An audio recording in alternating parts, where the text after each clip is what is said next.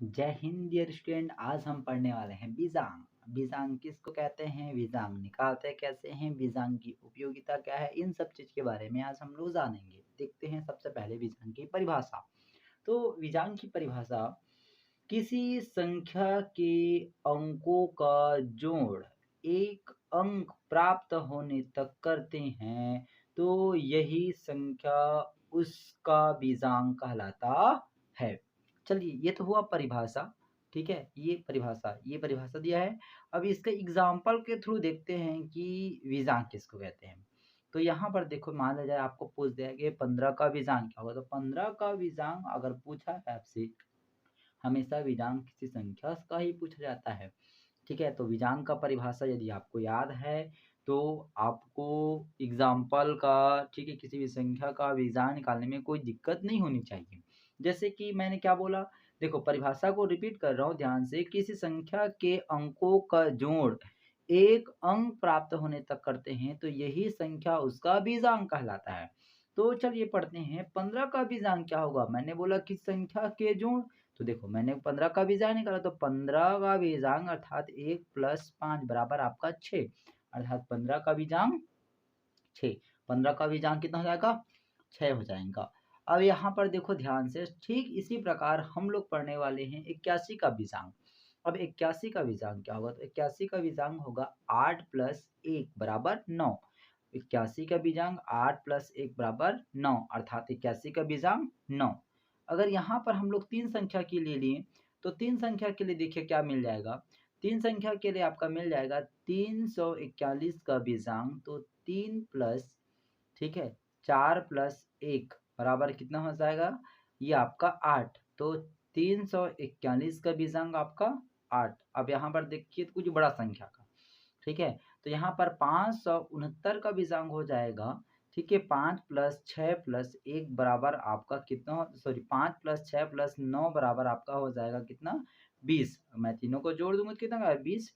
तो 20 सर, यहाँ पर तो 20 नहीं, यहाँ पर फिर बोलोगे 569 का बीजांग 20 होगा, नहीं, यहाँ पर 569 का बीजांग 20 नहीं होगा। यहाँ पर 569 का बीजांग होगा 20 को पुनः जोड़ने पर।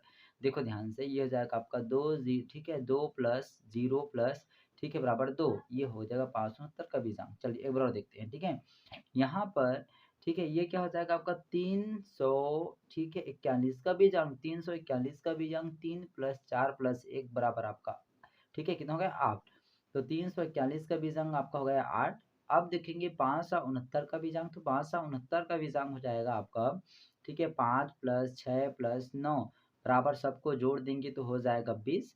अब 20 को एक अंक प्राप्त करना है ना मुझे, तो 20 को पुनः जोड़ेंगे, 2 + 0 बराबर कितना हो जाएगा, 2, अर्थात 569 का बीजांग होगा 2। 569 का बीजांग क्या होगा, 2। तो इस प्रकार हम लोग किसी भी संख्या का बीजांग निकाल सकते हैं। बीजांग निकालना आपके लिए, आशा करता हूँ, आसानी से हो जाएगा। बीजांग आसानी से निकाल सकते हो। इस प्रकार हम लोग किसी भी संख्या का आसानी से सरलतापूर्वक बीजांग निकाल सकते हैं। अब पढ़ते हैं बीजांग की उपयोगिता। ठीक है, अब क्या पढ़ते हैं, बीजांग की उपयोगिता। तो देखिए ध्यान से, यहाँ पर बीजांग की उपयोगिता, चलिए मेरे पास एक और क्वेश्चन है, उसको कर लेते हैं सबसे पहले। तो यहाँ पर देखो 786 का बीजांग कैसे निकालेंगे।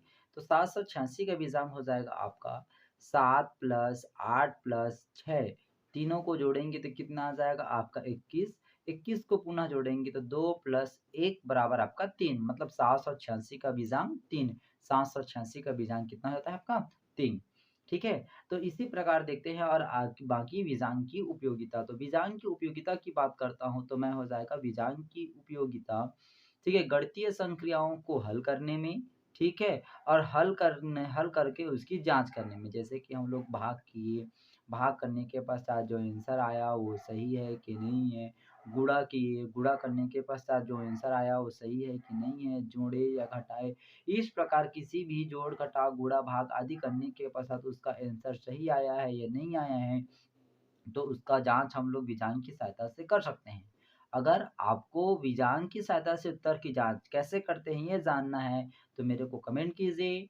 ठीक है, सर हमें बीजांग की सहायता से उत्तर की जांच करके दिखाइए, तो मैं आपको बीजांग की सहायता से उत्तर करके जांच करने वाला वीडियो भी डिस्क्रिप्शन में डाल दूंगा। ठीक है, उसके बाद देखते हैं आगे।